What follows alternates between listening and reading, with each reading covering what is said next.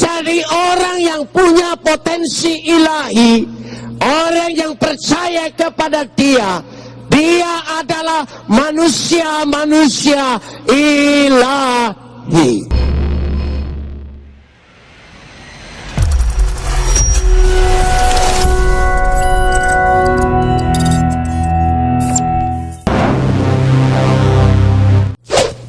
Salam.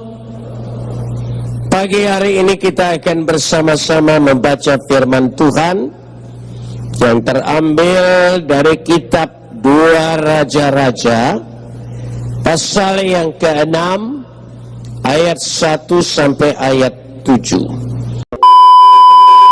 Kapot leha Adonai Elohenu kapot leha. Segala kemuliaan ya Adonai Tuhanku, kemuliaan bagimu. Saudara-saudara yang dikasihi Tuhan, acap kali kita membaca Alkitab, kita menemukan banyak kisah-kisah dari tokoh-tokoh yang ada dalam Alkitab. Terutama sekali kita membaca Perjanjian Lama.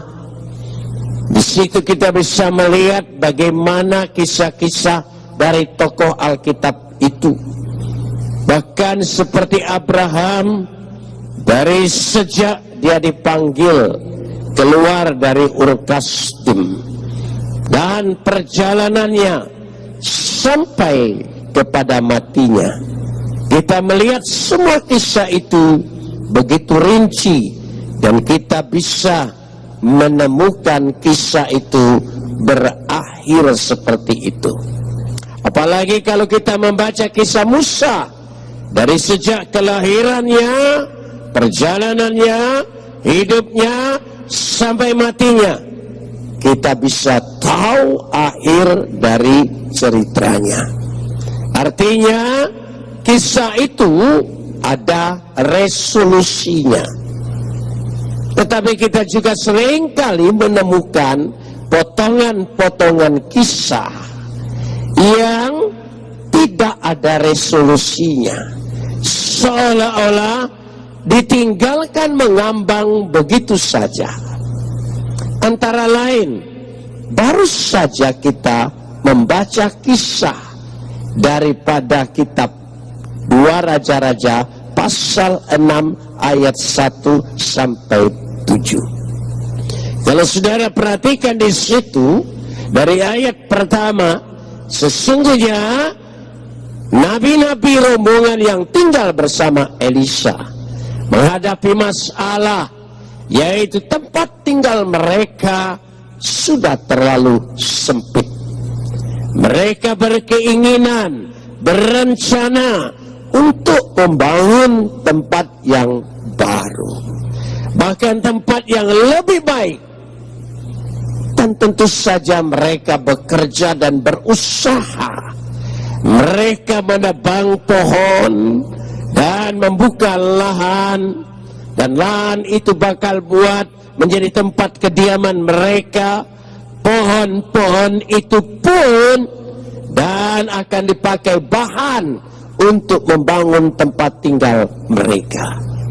Ketika mereka menumbangkan pohon itu, yang dipakai untuk menumbangkan tidak ada lain, alat yang pada waktu itu yang sangat diandalkan adalah kampak. Dan kampak itu ada matanya yang sangat tajam sekali, dan itu sangat potensi sekali untuk menumbangkan pohon itu. Pada waktu mereka bekerja menumbangkan pohon itu, lalu mata kampak itu jatuh. Pada waktu jatuh, lalu apa yang terjadi? Dengan sedemikian rupa Elisa melakukan mukjizat, yaitu mata kampak itu ditemukan kembali, bahkan mengapung. Sampai di situ, begitu saudara baca pasal 7, sudah babak yang lain, menyisakan pertanyaan, apakah mereka jadi membangun rumah itu atau tidak, berhasil atau tidak. Mengapa demikian? Kita disisahkan sebuah cerita untuk kita pikirkan. Mengapa kita harus pikirkan? Karena ini sesungguhnya ada sesuatu inti, ada sesuatu pesan yang begitu kuat untuk menyelesaikan. Berhasil atau tidak, terserah kita yang berpikir sekarang ini mencari rahasianya. Karenanya sama halnya kalau saudara menonton film-film barat, rata-rata mereka selalu meninggalkan pertanyaan, tidak pernah tuntas. Saudara dipersilakan untuk menyimpulkan sendiri-sendiri. Dan beda sekali kalau saudara nonton sinetron dari awal mendetil sampai akhir, sampai segala sesuatunya, bahkan terkadang kala kita sudah tahu akhirnya sebelum cerita itu berakhir. Nah, disinilah. Nah, karena itu mari kita ingin lihat bersama-sama ayat yang pertama. Ketika mereka mendapati keadaannya bahwa rumah tempat tinggal mereka sangat sesak, sangat tidak layak lagi, lalu mereka merancang untuk membuat tempat yang lebih baik, lebih baru, lebih indah, lebih besar, supaya bisa memenuhi kebutuhan mereka. Pada ayat yang kedua dikatakan di situ dengan jelas. Kita baca dulu. Baiklah, kita pergi ke sungai Yordan dan masing-masing mengambil satu balok dari sana, supaya kami, tolong sambung, membuat tempat tinggal untuk kami. Supaya kami membuat tempat tinggal untuk kami. Wena asusam makom la shefet sam. Kata makom tempat, tapi bahasa Indonesia sering mengerti makom itu makam. Makom itu adalah tempat. La shefet adalah tempat yang baru, tempat yang lebih indah, tempat yang lebih baik. Itulah rencana mereka untuk masa depan mereka. Saudara, ini semua terjadi dalam kehidupan kita. Saudara sudah punya rumah tempat tinggal, tapi bagaimanapun juga saya percaya ada dalam pikiran saudara, ada dalam hati saudara. Saudara pasti menginginkan rumah yang lebih baru, yang lebih baik, yang lebih indah. Itu memang sudah biasa. Sama halnya kita pasti ingin punya kehidupan kita ini di hadapan kita, di depan kita, jauh lebih baik daripada kehidupan yang sudah ada sekarang. Punya masa depan yang baik, punya pekerjaan yang baik, punya usaha yang baik, punya keluarga yang baik. Semuanya ini adalah keinginan kita. Keinginan untuk berhasil, keinginan untuk lebih bertambah-tambah, keinginan untuk diberkati berlimpah-limpah. Itu bukan keinginan dosa. Itu keinginan menandakan manusia itu hidup. Manusia hidup selalu menginginkan perkara-perkara di hadapannya, di depannya, masa depannya jauh lebih baik. Amin. Saudara menginginkan itu semua? Katakan bersama, amin. Amin. Ada yang tidak mau? Saudara katakan, saya cukup di sini saja. Sudah reot rumah saya, sudah jelek rumah saya, nyaman di sini saudara. Enggak, pasti saudara yang namanya hidup ingin lebih baik. Sekali lagi pertanyaan saya, saudara ingin punya masa depan yang lebih baik? Punya usaha yang lebih baik? punya kehidupan yang lebih baik, semua itu tidak salah. Lasefet. Lalu mereka pergi berusaha untuk mendapatkan sesuatu yang lebih baik itu. Kita lanjutkan pada ayat yang ketiga. Apa yang mereka lakukan untuk mendapatkan itu? Lalu berkatalah seorang, silakan ikut dengan hamba-hambamu ini kepada Elisha. Jawabnya, baik, aku akan ikut. Maka ikutlah ia dengan mereka. Setelah mereka sampai di sungai Yordan, mereka pun menumbangkan pohon-pohon. Kata Wayik Gezeru Haetsim, ketika mereka menumbangkan pohon itu, artinya itu menjadi sebuah bahan, baik lahan yang akan dipakai maupun pohon-pohonnya. Pada waktu mereka berusaha, pada waktu mereka bekerja, begitu semangat mereka, dan itu semua upaya manusia untuk jauh lebih baik.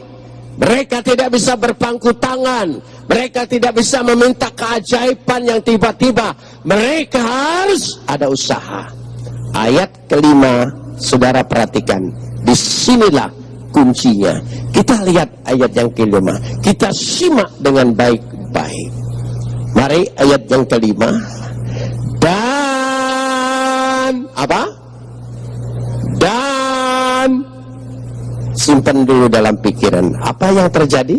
Dan terjadilah, ada satu peristiwa, ada satu kejadian. Kejadian apakah itu? Mari kita lihat. Ketika seorang sedang menumbangkan sebatang pohon, ya, ketika seorang sedang menumbangkan sebatang pohon, wayehi ha ahad mafil hagora, sedang menumbangkan pohon, menumbangkan pohon. Coba katakan bersama, menumbangkan. Katakan lagi. Memakai bahasa Ibrani yang paling bagus, mafil, mafil, mafil, punya dua, mafil. Coba ucapkan bersama sekali lagi, lebih keras lagi, mafil. Tolong ingat, mafil, menumbangkan pohon. Ketika mereka sedang menumbangkan pohon, apa yang terjadi? Lalu jatuhlah mata kampak itu ke dalam air. We'et ha barzel nafal et ha mayim. Lalu jatuh ketika mereka menumbangkan kan hampir sama, berarti menjatuhkan pohon, mafil. Tapi ketika mereka menumbangkan pohon mafil, lalu jatuhlah, memakai kata nafal. Nafal, coba ucapkan, nafal, menjatuhkan. Lalu jatuhlah, ketika mereka menumbangkan, jatuhlah mata kampak itu, namanya barzel. Barzel, coba ucapkan, mafil menumbangkan. Coba katakan bersama, jatuh nafal, mata kampak barzel. Saudara, ini penting sekali. Mata kampak itu adalah alat yang paling penting untuk menjatuhkan, menumbangkan pohon mafil. Tapi mata kampak yang disebut barzel dari besi ini, yang sangat tajam ini, jatuh, nafal. Nah, bahasa Ibrani bagus sekali, saudara. Ketiga kata ini sangat berhubungan sekali. Mafil, nafal, barzel, jatuh. Maka lembaga Alkitab menerjemahkan kalimat yang pertama dengan kata maka terjadilah. Jadi ada peristiwa, ada tragedi, ada kejadian, ada risiko ketika engkau ingin menumbangkan pohon itu, maka ada risiko mata kampak yang kau andalkan itu bisa jatuh, bisa hilang sebagai satu risiko dari sebuah usaha dan pekerjaan. Kalau saudara ingin maju, ingin berhasil, ingin punya masa depan yang baik, saudara jangan takut menghadapi risiko dari segala sesuatu itu. Katakan amin. Mulai sekarang jangan takut menghadapi risiko. Amin. Jangan takut menghadapi resiko. Apapun pekerjaanmu selalu ada resikonya. Kalau usahamu ingin lebih besar, masa depanmu ingin lebih baik, kalau saudara ingin lebih berhasil, resikonya pasti besar. Kalau saudara tidak mau punya resiko yang besar, jadi kuli saja seumur hidup, pasti tidak besar. Saudara jangan takut risiko. Saudara ingin punya masa depan yang baik? Mulai sekarang katakan, saya tidak takut risiko. Katakan lagi bersama. Nah, semua pekerjaan ada risikonya. Jangan takut. Nah saudara, barzel ini alat yang paling potensi. Para rabi ahli perjanjian lama menerjemahkan pembahasan ini. Barzel ini adalah potensi ilahi. Potensi ilahi. Coba katakan bersama. 1, 2, 3. Lebih keras lagi. Bagi setiap orang percaya, di dalam dirinya sudah ada potensi ilahi. Barzel sanggup menumbangkan hambatan, halangan, rintangan, tantangan yang menghalangi untuk engkau mencapai masa depan yang lebih baik, usaha yang lebih baik, segala sesuatu lebih berhasil. Saudara jangan takut, di dalam diri orang percaya sudah ada potensi ilahi. Kenapa demikian?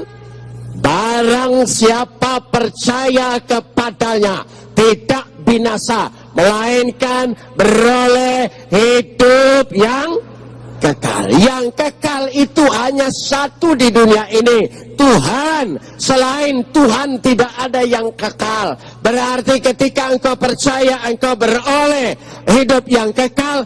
Ketika engkau beriman, di dalam dirimu sudah ada benih ilahi. Setiap orang percaya diangkatnya menjadi anak-anaknya. Hak sebagai anak-anak berarti potensi ilahi ada di dalam dirimu. Karena itu, kalau saudara pagi ini sungguh-sungguh percaya dalam nama Yesus, katakan bersama, saya punya potensi ilahi. Katakan bersama, saya punya potensi ilahi. Katakan lagi. Sekali lagi, coba imani. Jangan takut. Jika sekarang engkau sedang menghadapi tantangan dan rintangan, engkau mengimani sebagai orang percaya dalam dirimu ada apa? Potensi ilahi. Engkau bisa menumbangkannya. Apapun yang menghambat kita, imani. Coba katakan bersama dengan iman dalam nama Yesus, saya punya potensi ilahi. 1, 2, 3. Saudara pulang, jangan takut. Hadapin dunia ini, saudara ingin berhasil. Ketika engkau mengatakan saya punya potensi ilahi, perkataanmu itu menstimulasi otakmu, pada waktu engkau menstimulasi otakmu, dari otakmu menggerakkan imanmu, dan imanmu itu akan muncul sesuatu kekuatan yang besar, sehingga saudara tidak takut lagi, karena dalam dirimu ada potensi ilahi. Nah, kenapa sekarang kalau kita percaya kita tidak binasa, melainkan beroleh hidup yang kekal? Kalau kita percaya kita disebut sebagai anak-anak Tuhan, kalau kita percaya Immanuel, Tuhan menyertai kita, begitu banyak ayat untuk menunjukkan bahwa engkau sangat berharga di mata Tuhan, engkau punya potensi ilahi. Tetapi seringkali jangan-jangan potensi ilahi itu sudah nafal, jatuh, dan hilang. Sudah tidak punya kekuatan lagi, sudah tidak ada lagi di dalam diri kita, sehingga membuat kita tidak berdaya. Ayat ini mengingatkan kita bagaimana kita memulihkan kembali, bagaimana pagi hari ini ada mukjizat supaya potensi ilahi itu kembali ke dalam dirimu. Maka kita baca ayat selanjutnya. Saudara, masih pada ayat yang kelima, dikatakan di situ, ketika mata kampak itu jatuh ke dalam air, lalu berteriak-teriaklah ia, wahai Tuanku, itu barang pinjaman. Wahai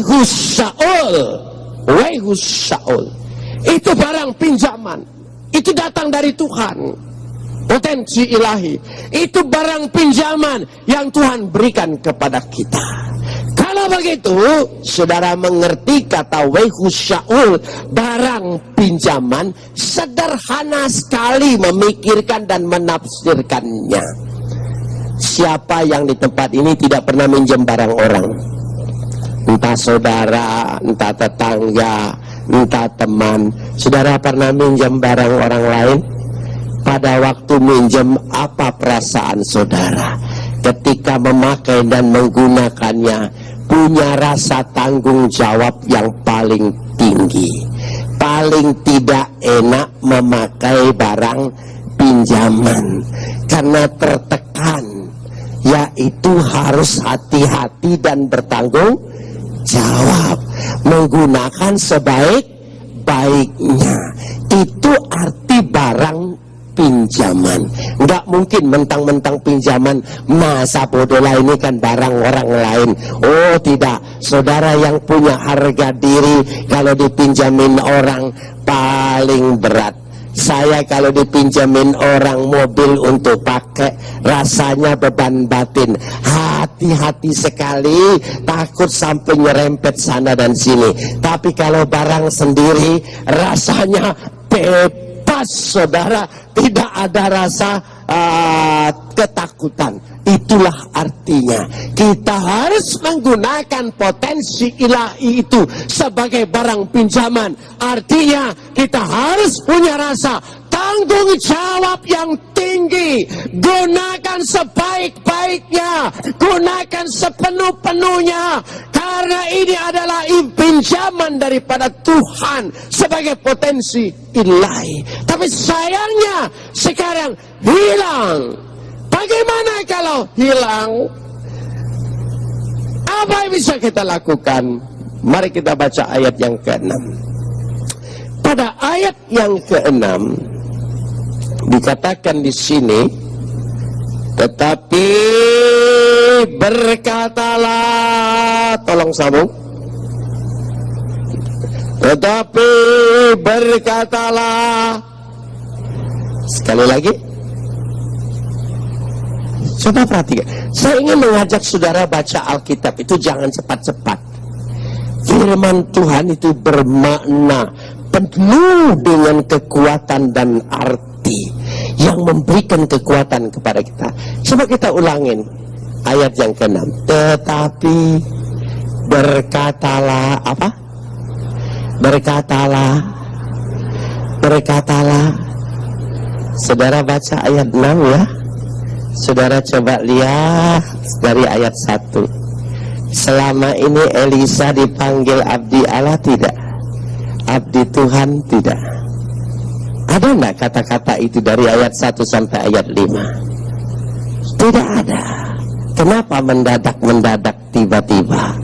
Wa yomer isha Elohim wa yomer, berkatalah, is itu manusia, ha kata sambung Elohim, berkatalah manusia Tuhan, manusia ilahi itu.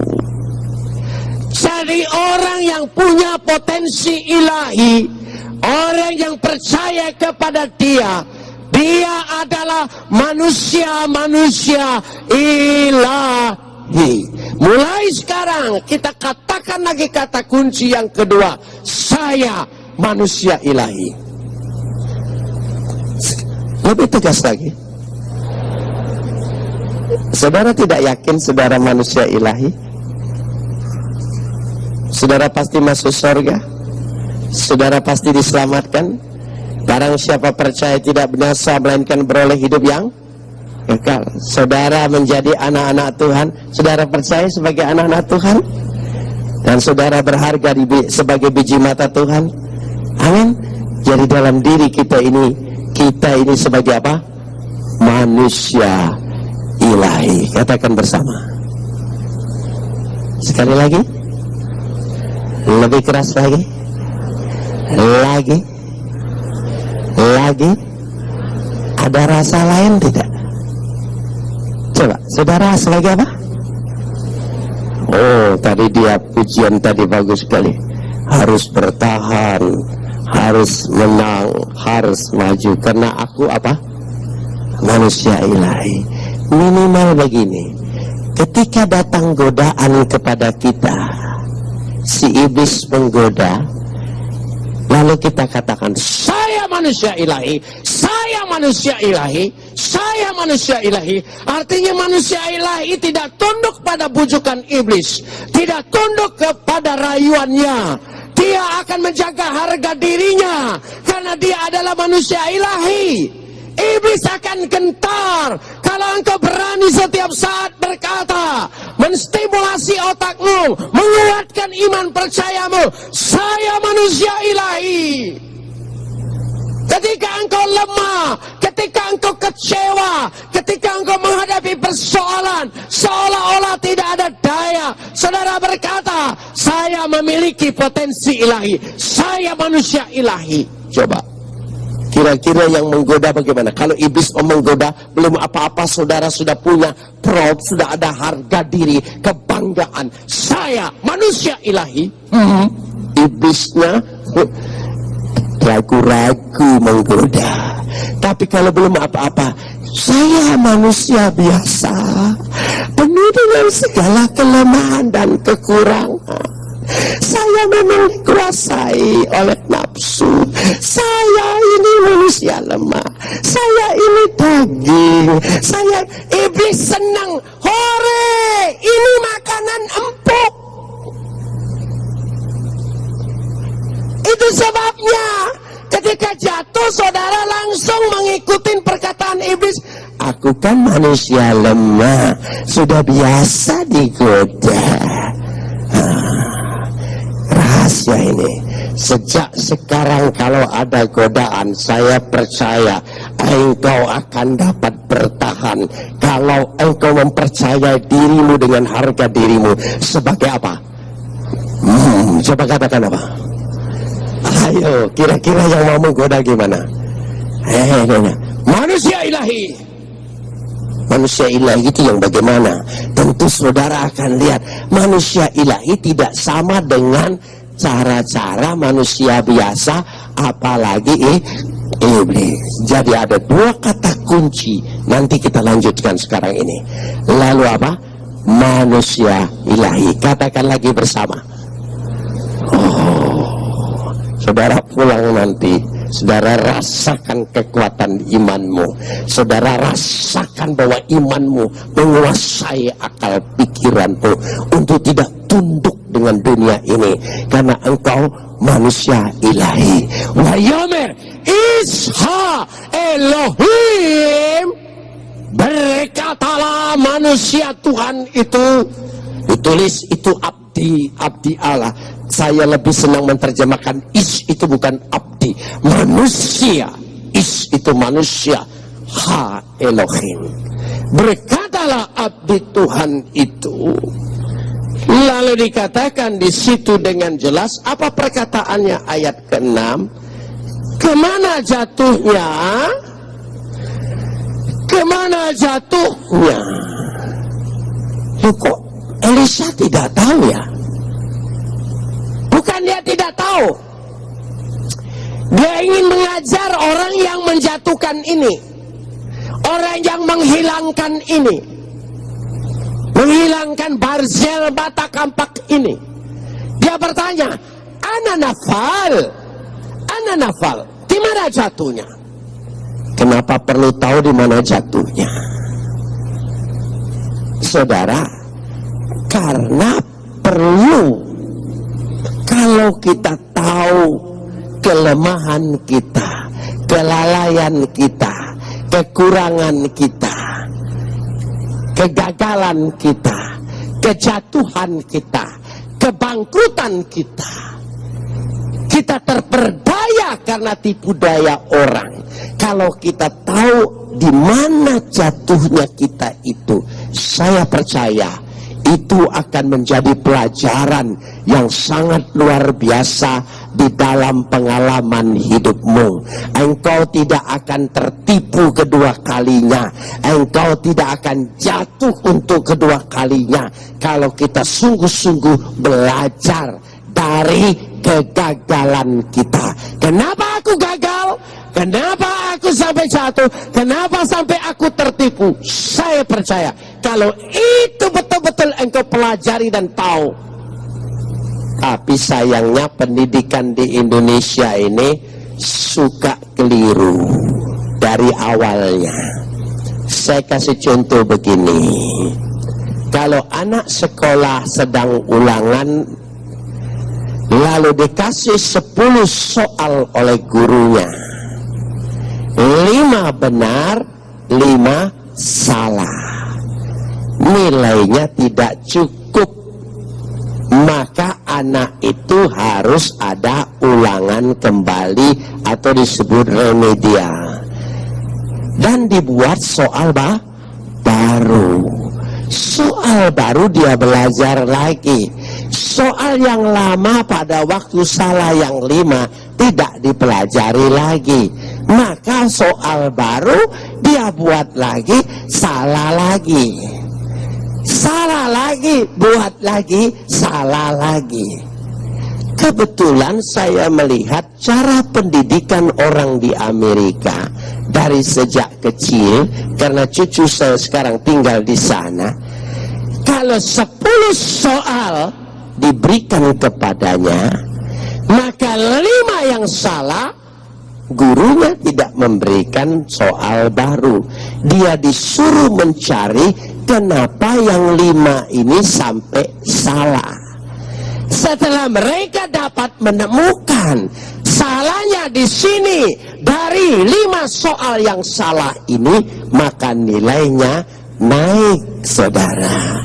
Di Indonesia tidak pernah belajar dengan kesalahan yang lama, bikin kesalahan yang baru, bikin lagi persoalan yang baru. Di negara kita pun seperti itu, ulang-ulang, ganti-ganti pemerintahan, tetap saja melakukan kesalahan-kesalahan yang sama. Kita hari ini belajar dari abdi Tuhan, anak napal, di mana jatuhnya, di mana lemahnya, di mana gagalnya. Biarlah ini menjadi renungan kita. Renungkan, aku tidak mau jatuh lagi, gagal lagi, karena aku belajar.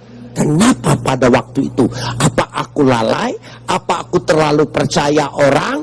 Apa aku kurang bergairah? Apa aku malas? Apa aku kurang teliti? Pelajari itu semua. Setelah pelajari, saudara perbaiki dari semua kesalahan-kesalahan itu, saudara akan menemukan kebangkitan yang baru. Kita lanjutkan ayat yang ke-6. Pada ayat yang ke-6, kemana jatuhnya? Lalu orang itu menunjukkan tempat itu kepadanya. Kemudian, tolong sambung. Kemudian Elisa memotong sepotong kayu. Sekali lagi, apa? Kemudian Elisa memotong sepotong kayu. Wa yitsha et wa yasli sama. Dia memotong sepotong kayu. Saudara, mata kampak itu yang selalu dari kayu. Pada waktu yang jatuh, berarti mata kayunya rusak. Maka Elisa bukan sekedar membuat kayu buat mata kampak yang baru ini tadi. Dia membuat kayu yang baru. Kata inilah menurut ahli perjanjian baru yang sanggup menemukan mata kampak itu kembali. Kayu itu adalah lambang salib Yesus. Karena Yesus digantung di atas kayu salib. Lewat pribadi Yesus, lewat pengorbanan Yesus, saya percaya engkau diperbaharui, engkau akan menemukan kembali potensi ilahi yang pernah hilang, yang pernah tidak ada dalam dirimu. Saya percaya mukjizat itu terjadi di tengah-tengah perjamuan kudus. Engkau terima nanti tubuh dan darah Yesus, hasil daripada bukit Kalvari yang tergantung di atas kayu salib. Ketika engkau makan dan minum, engkau percayai, aku makan tubuh Kristus, minum darah Yesus. Saya percaya potensi ilahi itu telah kembali di dalam diriku. Katakan amin. Saudara mengimani mukjizat itu terjadi. Kalau saudara tidak percaya, jangan ambil perjamuan kudus. Tapi kalau saudara mengimani tubuh dan darah Yesus ini yang hasil dari kayu salib, sepotong kayu yang baru, yang sanggup mengadakan mukjizat, yang dilemparkan oleh Elisa sebagai Isha Elohim, sebagai manusia ilahi itu. Saudara perhatikan, ada mukjizat terjadi. Ada mukjizat terjadi. Apa mukjizatnya terjadi? Kita lanjutkan pada ayat yang ke-6 ini. Kita lihat ketika dilemparkan ke sana. Ya, ketika dilemparkan ke sana, tolong sambung. Maka sekali lagi, timbullah mata kampak itu dibuatnya wayat syif habarzel. Maka apa? Timbul apa? Lebih keras. Mata kampak itu dari apa? Dari besi. Saudara mengerti berat jenis air dengan berat jenis besi? Mungkin tidak. Tidak mungkin timbul. Tapi karena ada kata wayasyep, wayasyep, wayasyep. Coba katakan. Dibuat timbul. Kalau dibuat timbul berarti ada kekuatan yang membuatnya besi itu muncul dan timbul. Saya percaya yang sanggup membuat sesuatu yang tidak mungkin menjadi mungkin hanya satu, namanya. Sebutkan siapa? Saudara percaya itu terjadi. Mata kampak itu akan timbul kembali ketika engkau makan tubuh dan darah Yesus ini lewat pribadi Yesus. Tidak ada sesuatu yang tidak mungkin, karena dari sejak lahir namanya, bagi dia tidak ada yang mustahil.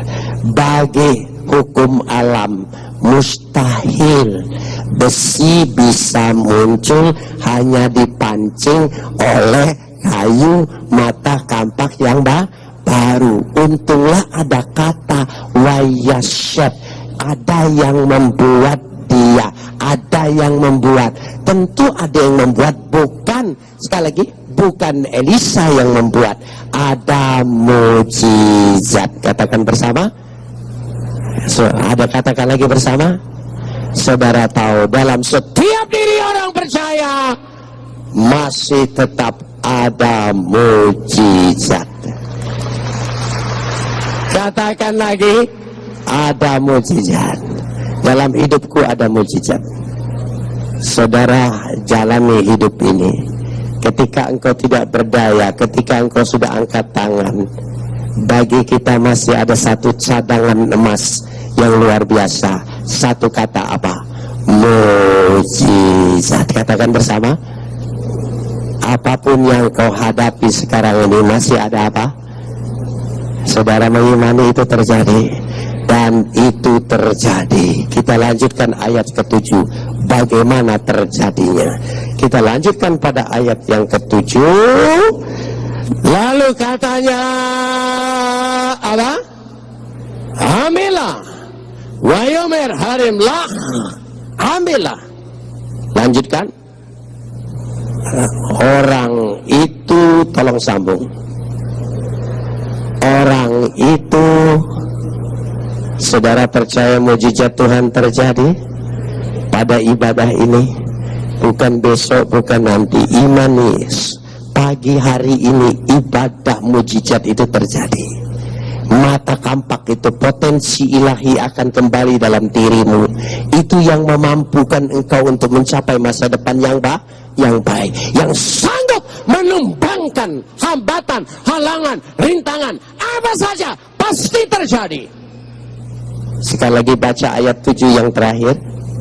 Orang itu apa? Orang itu, saudara percaya mujizat itu terjadi? Mari kita praktekkan. Kita semua mengulurkan tangan kita. Coba, untuk menerima mujizat mata kampak Barzel itu. Coba ulurkan tanganmu yang mengimani. Dan ketika dia muncul Barzel, potensi ilahi itu, coba, ketika engkau muncul dan engkau memegangnya, mengambilnya, bagaimana cara mengambilnya? Ada yang begini mengambil, lepas lagi nih, bagaimana mengambilnya? Imani, katakan dalam nama Yesus saya pulang, potensi ilahi sudah kembali dalam hidupku. Amin.